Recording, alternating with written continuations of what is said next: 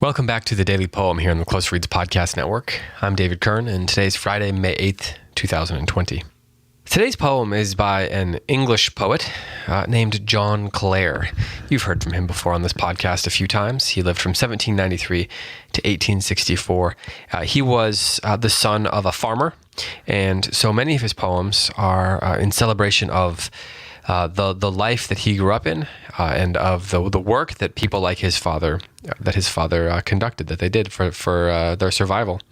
He felt like that way of life was being consumed and sort of spat out by the Industrial Revolution, and so his poetry was in support of them and their way of life. The poem that I'm going to read today is called The Nightingale's Nest, and it's long enough that I don't think I'll be able to read it twice, so I want to offer some comments up at the top. I get an email called Proofrock every day. It's a summary of great articles and things like that from all over the internet. And in that email, a piece was shared from the Hudson Review. It's called Elegy and Plenitude in the Wild. It's by Dean Flower, and it's from their spring 2020 issue. And it's about birds in England, and there's a paragraph in here that references this poem, because I did not know this poem before, but I want to read this paragraph to you, and then I'll read the poem to you. But Flower writes, quote, "The nightingale has a long history in England, particularly in poetry and legend, but its natural history lagged behind, partly because the bird itself is so elusive and commonplace when seen, and partly because its song alone is so spectacular, powerful, various, inventive, seductive, unpredictable, sometimes disturbing.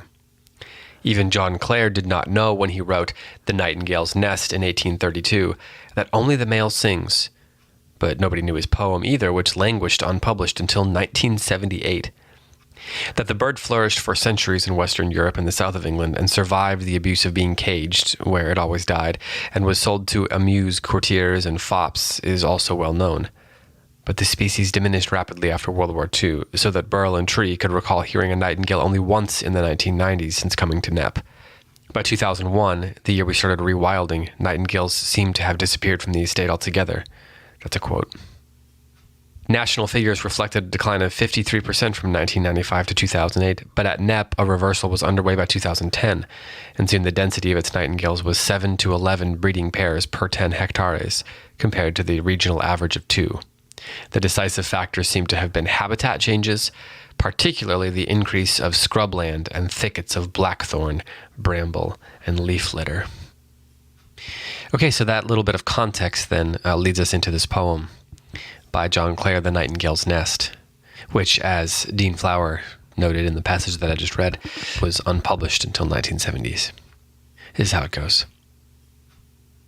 "Up this green woodland ride let's softly rove and list the nightingale. She dwells just here. Hush! Let the wood gate softly clap, for fear the noise might drive her from her home of love. For here I've heard her many a merry year, at morn, at eve, nay, all the livelong day, as though she lived on song. This very spot, just where that old man's beard all wildly trails rude arbors o'er the road and stops the way, and where that child its blue bellflowers hath got, laughing and creeping through the mossy rails. There have I hunted like a very boy, creeping on hands and knees through matted thorn, to find her nest and see her feed her young. And vainly did I many hours employ, all seemed as hidden as a thought unborn. And where those crimping fern leaves ramp among the hazel's underboughs, I've nestled down, and watched her while she sung. And her renown hath made me marvel that so famed a bird should have no better dress than russet brown. Her wings would tremble in her ecstasy, and feathers stand on end, as 'twere with joy, and mouth wide open to release her heart of its out-sobbing songs. The happiest part of summer's fame she shared, for so to me did happy fancies shape in her employ.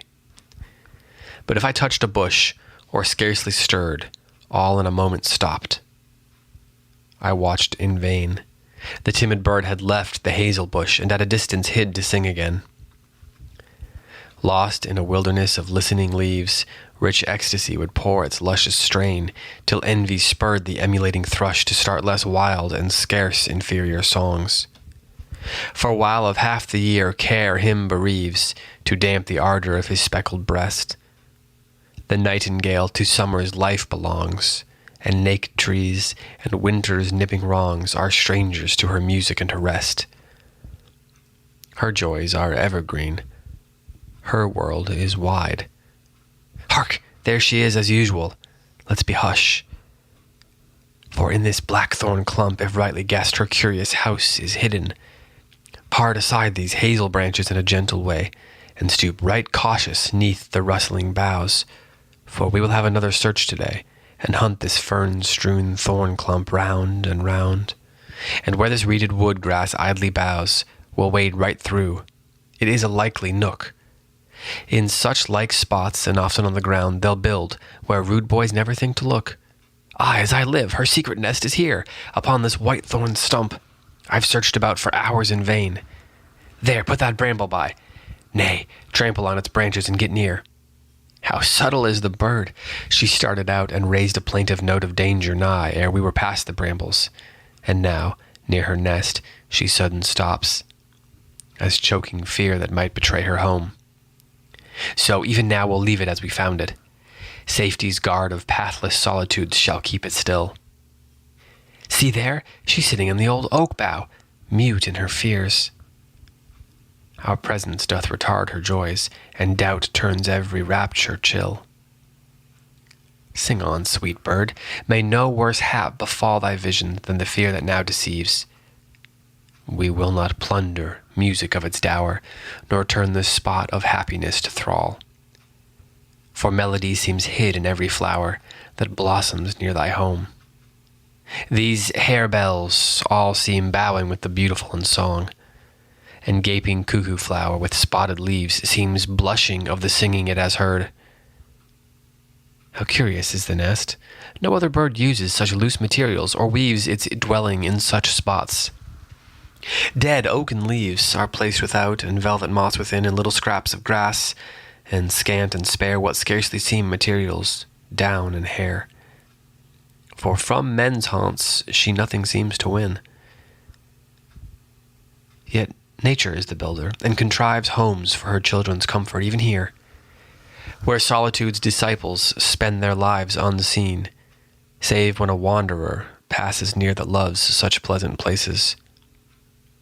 Deep adown, the nest is made a hermit's mossy cell.